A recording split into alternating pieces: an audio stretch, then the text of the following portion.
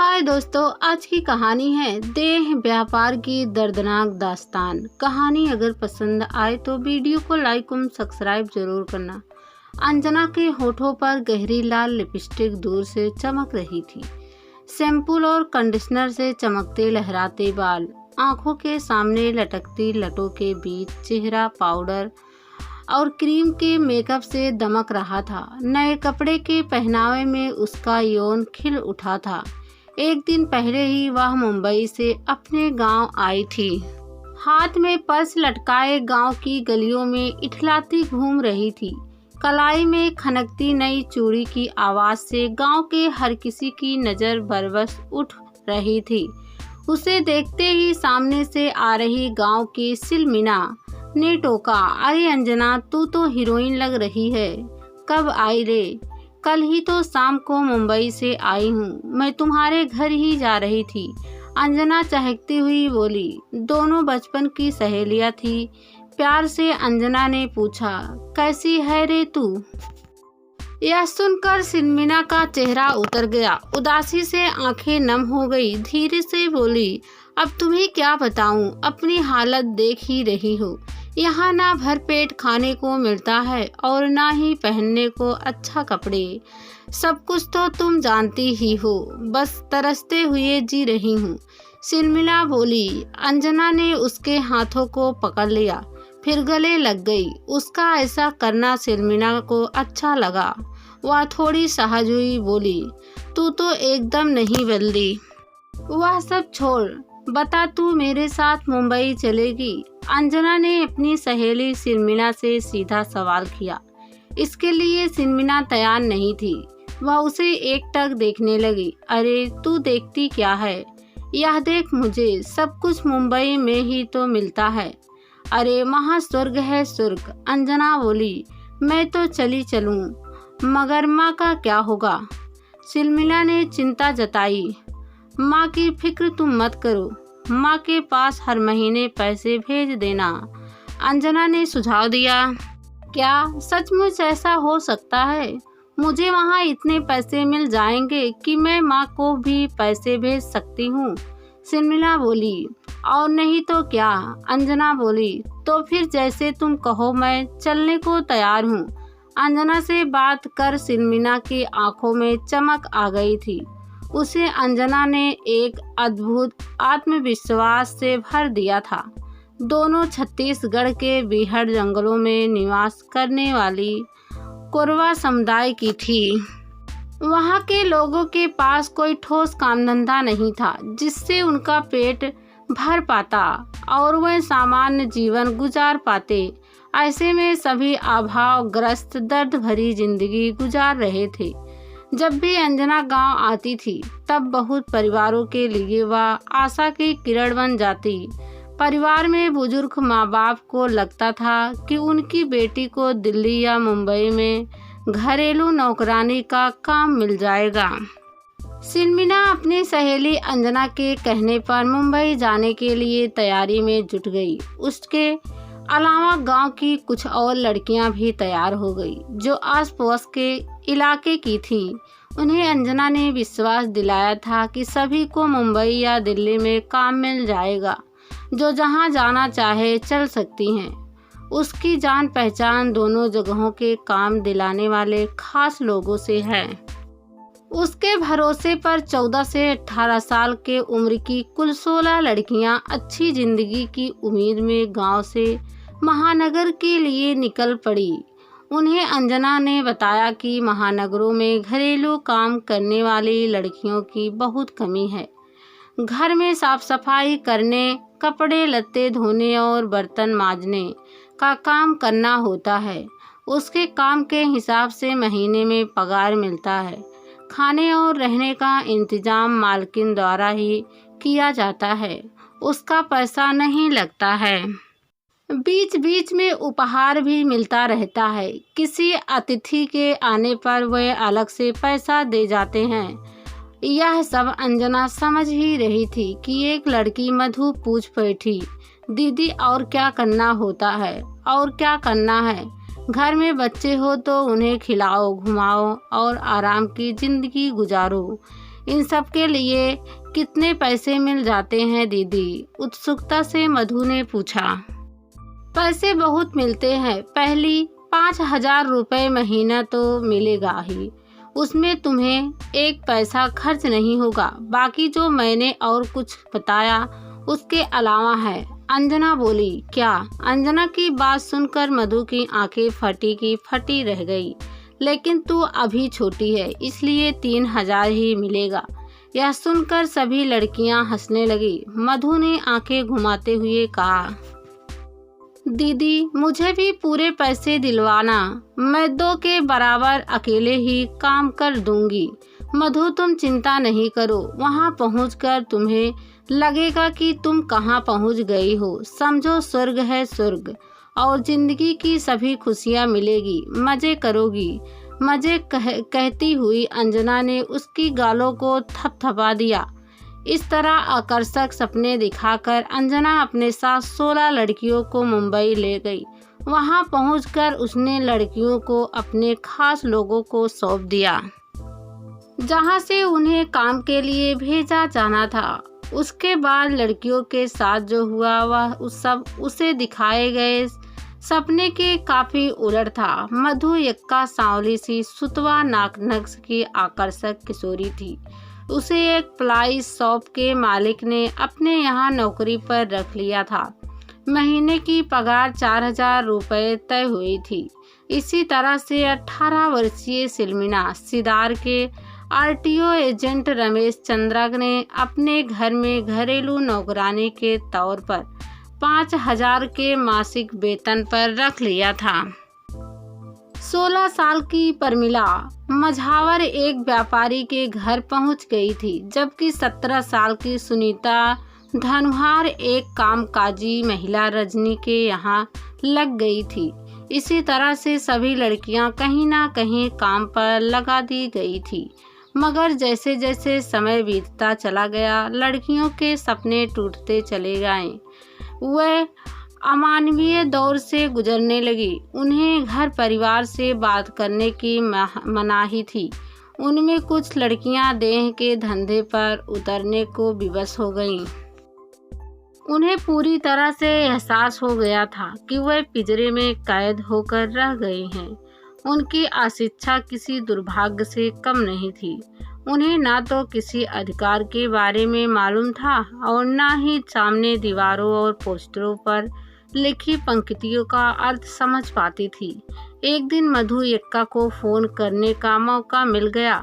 उसने अपने एक परिचित को फोन कर दिया। फोन पर उनके एक सांस में सारी तकलीफें बयां कर डाली। परिचित ने यह बात अपने दोस्त को बताई। बात पूरे कोरवा में फैल गई और मामला पुलिस तक जा पहुंची। पुलिस पर जांच का दबाव भारत सरकार के गृह मंत्रालय से पड़ा। इसका असर हुआ और सभी लड़कियों की बरामदगी को हो गई। फिर उन्हें कोरवा उनके परिजनों को सौंप दिया गया। उन्होंने पुलिस और परिजनों को अपनी आप बीती सुनाई। उसके बाद जो देह व्यापार की दर्दनाक दास्तान सामने आई, उनकी एक झलक इस प्रकार है। छत्तीसगढ़ के अंबिकापुर, रायगढ़, जसपुर जिले में कोरवा जनजाति को राष्ट्रपति का संरक्षण प्राप्त है। उन्हें विशेष दर्जा देकर दंतक संतान का दर्जा दिया गया है। उनके जनजीवन को सुधारने के लिए सरकार की तरफ से कई योजनाएं चलाई गई है। फिर भी उनकी आय में गिरावट बनी हुई है। उस समुदाय के बच्चे मुश्किल से 5वीं 8वीं तक पढ़ पाते हैं। उनकी जिंदगी एकदम से ठहरी हुई जंगली वातावरण सी उलझ गई है। यही कारण है कि उन पर महानगरों की प्लेसमेंट एजेंसियों की नज़र टिकी रहती है। वे अपना निशाना कमसीन लड़कियों को बनाते हैं और उन्हें दिल्ली, मुंबई, हैदराबाद आदि शहरों में नौकरी के बहाने अपने जाल में फंसा लेते हैं। कहने को तो उनसे घरेलू नौकरानी, मॉल, प्राइवेट कंपनियों, ऑफिस में काम दिलवाने का वादा किया जाता है, लेकिन अधिकतर देह व्यापार में धकेल दी जाती हैं। ऐसी ही एक लड़की ने बताया, मैं काफ़ी गरीब परिवार से हूँ। मुंबई यही सोचकर आई थी कि हमें नौकरी से पैसा मिलेगा और शांति से ज़िंदगी गुजरेगी, लेकिन वहाँ देह बेचना पड़ा। इस बारे में हम किसी को बता भी नहीं सकते थे। इसका विरोध करना तो बहुत ही मुश्किल काम था। कई बार तो एक दिन में आधे आधे घंटे पर अलग अलग मर्द के साथ सोना पड़ा। उसने बताया कि कैसे उसे उसके जान पहचान वाले राजकुमार ने काम दिलाने के नाम पर दुर्गाबाई नाम की महिला के हाथों बेच दिया था। वह बिहार के रोहतास जिले की रहने वाली थी। उसने उसकी खूबसूरती और उभार वाले बदन को देखकर कीमत 1.25 लाख रुपया लगाई थी। इस काम में राजकुमार के साथ महेश और सरला नाम की युवती भी शामिल थे। दुर्गाबाई के पास छत्तीसगढ़ की 6 लड़कियां थीं, जिन्हें एक दिन पुलिस ने बरामद किया था। दुर्गाबाई लड़कियों को ग्राहकों के पास भेजती थी। हर ग्राहक से उसे 1,500 से 2,500 रुपए तक मिलते थे, जबकि वह लड़की को उसी में से खर्चे के नाम पर 300 से 500 तक देती थी। मुक्त कार्रवाई गई एक लड़की ने बताया कि किस तरह से वह राजकुमार के जाल में फंसी। उसे पहले बिलासपुर से विक्रमगंज लाया था। वहां महेश और सर्रा मिले थे। दोनों ने पति पत्नी होने का परिचय दिया। वह उसे दुर्गाबाई के पास ले गए। महेश ने बताया कि वह उसकी सास है और मुंबई में रहती है। उसके साथ उसे 6 महीने तक रहना होगा। बाद में दोनों जब वहां आ जाएंगे तब वह वापस आना चाहे तो आ सकती हैं, या फिर उनके साथ रहना चाहे तो रह सकती हैं। लड़की को उनकी बातों में सच्चाई दिखी और वह दुर्गाबाई के साथ मुंबई आ गई। वहां उसने देखा कि उसी के जिले की 7 और लड़कियां रह रही हैं। उनमें से ही एक लड़की ने उसके कान में चुपके से बताया कि वह गलत जगह आ गई है। उसकी किस्मत अच्छी थी कि 1 सप्ताह बाद ही दुर्गाबाई के उस मकान पर पुलिस ने छापा मारा और वह दूसरी लड़कियों के साथ मुक्त करवा ली गई। मुक्त कार्रवाई गई। जसोपुर जिले की एक पीड़िता की मां ने बताया कि उसकी बच्ची को 15,000 रुपए महीने पर ऑर्केस्ट्रा में काम दिलवाने के नाम पर ले गया था। उन्होंने बताया कि उसकी बच्ची को नाचने का शौक था, इसलिए सोचा अच्छा काम है, पैसा मिलेगा और धीरे धीरे शोहरत मिलेगी, तब बड़ा कलाकार भी बन सकती है। वहां से उसे अंबिकापुर लाया गया। बाद में नशीली कोल्ड ड्रिंक्स पिलाकर उत्तर प्रदेश में सोनभद्र जिले से जाया गया। वहां बिंदास ऑर्केस्ट्रा ग्रुप के संचालक मनोज कुमार और अन्नू उर्फ गोलू को सौंप दिया गया। उन्होंने लड़की को छोटे से कमरे में बंद कर दिया। 3 दिन बीतने के बाद जब लड़की ने पूछा कि उसका प्रोग्राम कब होगा, तब उन्होंने उसके साथ जबरदस्ती की और फिर सजा संवार कर एक ग्राहक के पास भेज दी। इस तरह से वह कथित ऑर्केस्ट्रा ग्रुप की एक नई सेक्स वर्कर बना दी गई। उसकी मां ने बताया कि लड़की 12 मई को किसी ग्राहक के पास भेजी जाने वाली थी। बताया गया था कि वहां उसे 6 लड़कियों के साथ एक निजी पार्टी में शामिल होना है।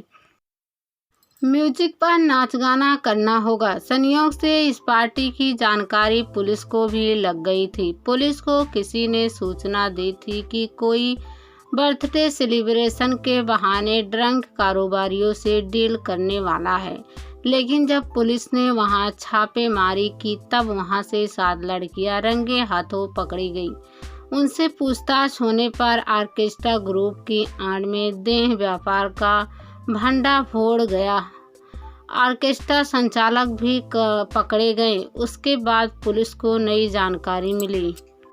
इसी तरह देह व्यापार के दलाल कोरवा जनजात की लड़कियों को किसी न किसी तरह से अपने जाल में फांसकर जिस्म फिरोशी के धंधे में शामिल कर रहे थे। कहानी में कुछ नाम परिवर्तित हैं। थाना प्रभारी भी पकड़ा गया। रंग रंगलिया मनाते हुए देह व्यापार के ठिकानों पर पुलिस समय समय पर छापे मारती रहती है। आमतौर पर इन ठिकानों से देह व्यापार में लिप्त युवतियां और महिलाओं के अलावा रंगरलियां मनाने आए लोग पकड़े जाते हैं।